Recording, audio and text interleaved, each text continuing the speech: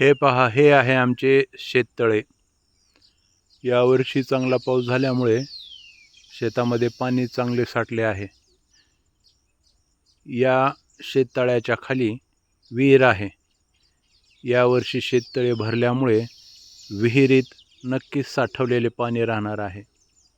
त्यामुळे शेततळ्याचा फायदा शेतकऱ्यांना चांगल्या प्रकारे होतो। तथापि की जे पाणी वाहून जाते त्या पाण्याचा सोर्स शोधून ते पाणी नेमके कुठून कसे आणायचे शेततळ्यात याचे नियोजन शेतकऱ्यांनी केलेले पाहिजे। हे शेततळे भरल्यामुळे विहिरीला याचा नक्कीच फायदा होतो।